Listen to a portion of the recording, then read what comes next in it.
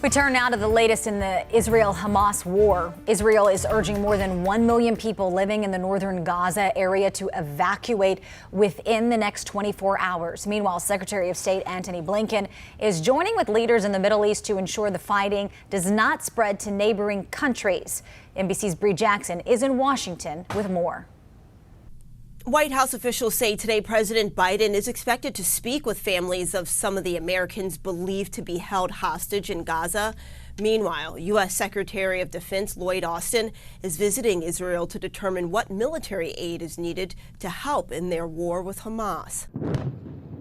As the war between Israel and Hamas militants rages on, the Biden administration is working with regional partners on efforts to help prevent this conflict from spreading. What we've seen here is something, to most of us, almost unimaginable. Secretary of State Antony Blinken arriving in Jordan this morning.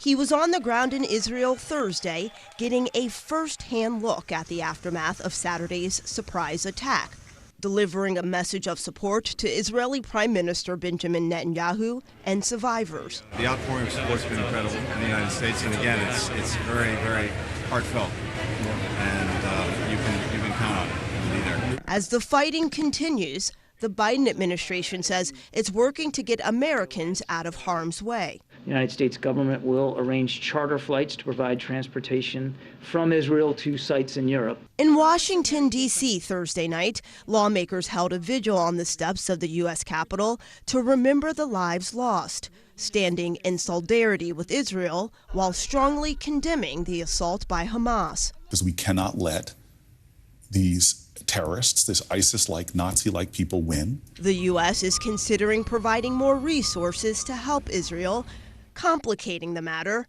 uncertainty over who will be the next House Speaker. The clock is ticking for the House to elect a new Speaker after Majority Leader Steve Scalise told Republicans that he was dropping his bid for the top position.